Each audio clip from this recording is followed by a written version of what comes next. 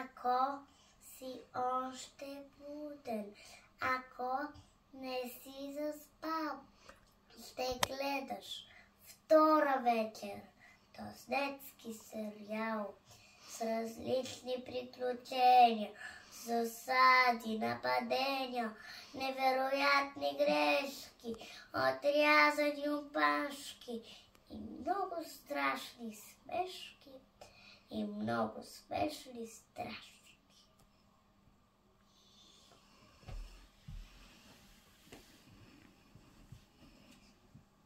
Стой! Ой, свой, ой,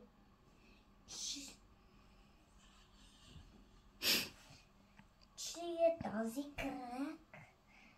Мой. Що ме твой, значи мой. А чий е този сак? Мой. Що ме твой, значи мой. Трам, трарам, трарам, трарам. Ей, сега ще те изям. Я, какъв е този лист?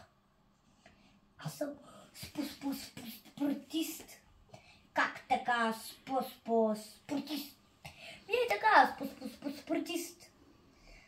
Съставам, лягам, бързо бягам, отивам за награда. Но ли ви? Какво? Не чух добре? Как ли ще го разбере? Трябва да му се отмазвам, като всичко му показвам.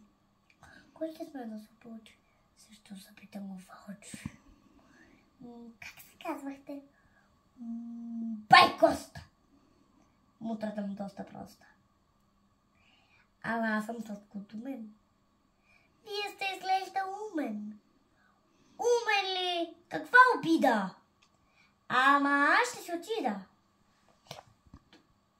Стой, не мърдай! Ти си в плен! Арестуван си от мен! Бай ти коста, ще те схруска. Утре зарано закуска. Сега съм много жаден, пък и не съм чак толкова складен. Но това е възмутително да ме спират принудително.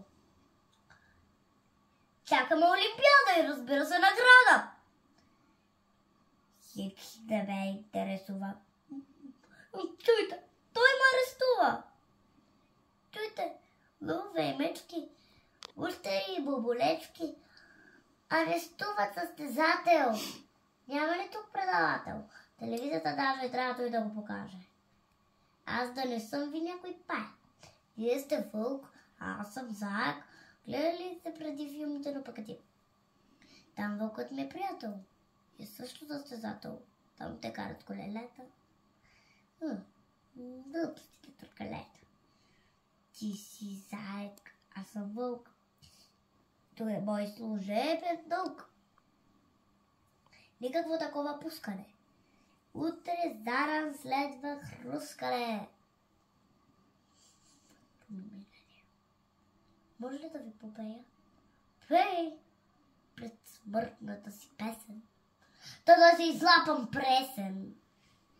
Ако ти си много тъжен, много зъл и много сам, няма почести и слава, малка книжка ще ти дам. Песничко ще ти изпея с един мотив любим. Ще ти нарисувам слънце, ще ти прожектирам филм. Ако искаш дискотека и класически балет, може и една пиеса в театъра на първи ред. И ще се почувстваш весел и добър и справедлив. И ще разбереш, че има смисъл да останеш жив. И ще разбереш, че няма смисъл да пестиш пари, да препъваш своя ближен и приятеля дори. Затова, ако си тъжен, лош, обиден, зъл и сам, няма почести и слава, а изкуство ще ти дам. Само в неговото царство.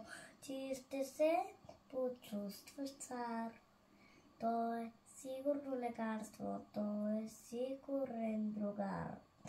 Затова ако си тъжен, лош, обиден, зъл и сам, няма почести и слава, а изкуство ще ти дам. Леле, леле, зайо, ти ме шашна. Тази песничка е страшна. Ти събуди в мене, чувството. Превъзпитате изкуството. Същността му е такава вълчи да бърза.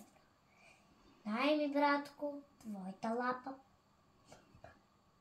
Ами, ако ме излапа, ще ми ядеш ли? Да. Твой приятел съм в беда. И в рая, и в ада. С мене на Олимпиада.